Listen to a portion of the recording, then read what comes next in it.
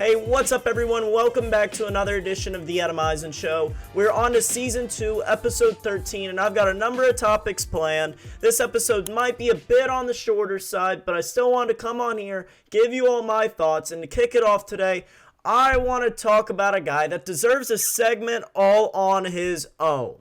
And I want to go back to between the 2012 and 2013 seasons. And when Geno Smith was drafted, Geno Smith, he came out of West Virginia and was one of the best quarterbacks in the nation. People were raving about him, even claiming that Smith, he could go number 1 overall, or that he would be the first overall quarterback taken. Come the draft, the number 1 pick, Kansas City, they picked Eric Fisher. Other quarterbacks came and they went.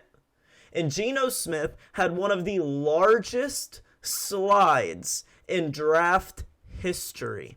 Bigger than Lamar's, bigger than other guys. He slid all the way down to the second round, pick 39 to the New York Jets. Which he waited behind stage. Majority of guys, if you're not picked in the first round, nobody's coming back to sit in the green room on day 2. Geno Smith did. He waited the whole time. He had 21 interceptions in his first season. The following season, be due to the dysfunctional Jets organization, the crappy locker room environment, the carousel at coach. He was punched in the mouth by a teammate, and that broke his jaw, keeping him out for a number of weeks, and that would go on to lose him his job as he was seen as a bad locker room presence, was not seen as a quarterback that a team would want. Everybody has always been scared of Geno. For some reason, everybody has been scared, and finally, Geno, he got his chance. Like many others, he got his second chance. This season, with the Seattle Seahawks, with Pete Carroll taking a bet on him, this season he has 22 touchdowns, 6 interceptions, 3,100 passing yards, 108 QB rating, and has led the Seahawks, who everyone thought, along with the Falcons, were going to be bottom of the league. We're tanking this year, and we're going to go on to get a new head coach. He has led that team to win 7 games, only losing 5, with a great shot at winning their division, now that Jimmy G's hurt, or being a wild card spot. This team, just like Tyler Lockett said a few weeks ago, it's amazing what we can accomplish when no one cares who gets the credit. And that, Geno's whole career, he has learned that message. And he is the perfect quarterback to lead this Seattle Seahawks roster. The lights were cut out on him. No one believed in him. No one heard his name for years. He spent 7 years as a backup, multiple years, never even seeing an in-game snap. He went to training camp after Seattle went out and traded their star quarterback, Russell Wilson. He went to training camp, battled Drew Lock, and Pete Carroll decided to go with Geno Smith, and everybody thought Pete was crazy. People thought, this is Pete's last year. He's going to get fired from his third organization. It's going to permanently tarnish Pete Carroll's legacy. But that's simply not the case. This could be the year for Pete Carroll that makes his legacy the greatest. This Seattle Seahawks team, and I've been a Seahawks hater for a long time since they beat the Packers in the 2014 NFC Championship game. This Seattle Seahawks team is fun to watch. They're so selfless. They care for one each other. And they've got a quarterback who's got the biggest chip on his shoulder, who everyone was scared of, who the lights were cut out on him. No one believed in him. No one spoke about him. And Geno, everybody wrote him off. But like he said, he did not write back. Now, moving last night, another guy who did not write back, Baker Mayfield, Los Angeles Rams, the former number 1 overall pick, who I loved coming out of college. Number 1 overall pick to the Cleveland Browns. This past offseason, he was traded to the Carolina Panthers, and what I hated that trade. We will get to the Panthers in a second. But last night, I could not have been more happy for Baker Mayfield. That is what sports is all about. Down 16-3. 98-yard game-winning drive against the stacked Raiders. May not be doing great this season, but they are stacked. He had a few beautiful drives last night that should not go unnoticed. Sean McVay has always been this way. We saw it with Jared Goff, and I believe Baker is better than Goff. He can craft, he can adjust, he can rely on his other playmakers on the field to do flashy things and get open for the quarterback. It's all about being fancy with these guys, like Sean McVay, Kyle Shanahan, Sean McDermott, that's what they are. They're fancy. But what that game told me even more than I am proud of Baker, and Baker's still got stuff left in the tank. We wrote him off too soon. What that game told me even more is just how bad of an organization Carolina is. Now, Steve Wilks is the interim head coach right now after they chose to fire Matt Rule after about 6 games. Now, the Panthers, we spoke about it before. They have major ticket problems right now. Teams are coming into that stadium and taking over. You could tell on the broadcast. This has happened before with teams like the Bucs, teams like the Chargers, teams like Oakland. That's why San Diego Chargers, they chose to move to Vegas. That's why Oakland, they chose to move to Vegas. Or Chargers chose to move to Los Angeles. Oakland chose to move to Vegas. David Tepper, as the owner, he is a football guy. He's been around football his whole life. But he is purely too involved in the operations right now. He is paying Matt Rule $40 million over the next 4 years not to coach for them. He's mismanaged Bridgewater, he's mismanaged Darnold, and now he's mismanaged Baker's contract. You're paying all these guys way too much money for none of them to even play for you. Scott Fritter, the GM, he needs to step up. He needs to take control. This stadium is dead, and the Panthers are another franchise losing their fan base. The Carolina Panthers fan base has been extremely passionate since I started watching sports, especially after the 2015 Cam Newton season going 15-1. This fan base is passionate, but they have watched for a number of years now, from owner down, the whole organization get mismanaged on a day in and day out basis.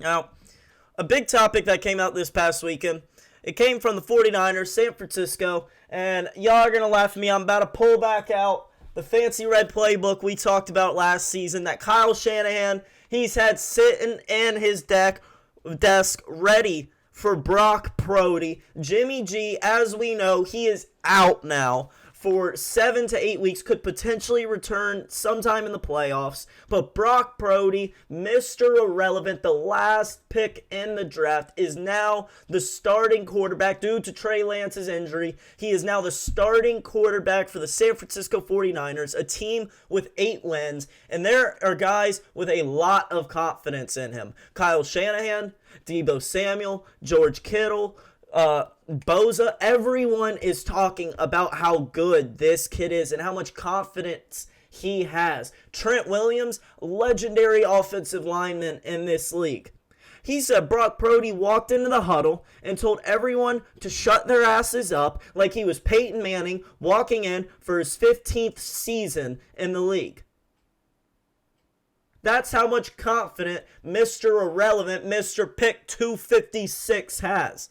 He's a favorite this week against Tom Brady, Mr. 7 Rings, and the Buccaneers. First time Brady has ever been an underdog to a rookie quarterback, let alone Mr. Irrelevant. Now, Shanahan, he's got that magic red playbook. It's been sitting in his desk all season. We are talking about a mastermind like Sean McVay. There's a few guys in this league who are brilliant. He's ready. He knows Brock Purdy's skill set. He's been on the practice team. He's been dueling the number one defense. He knows his skill set. And just like McVay and just like some of these other coaches, he's brilliant. And in my opinion, Shanahan is the best of them all. This team has so many playmakers. McCaffrey, Kittle, Debo, Boza, just to name a couple of them.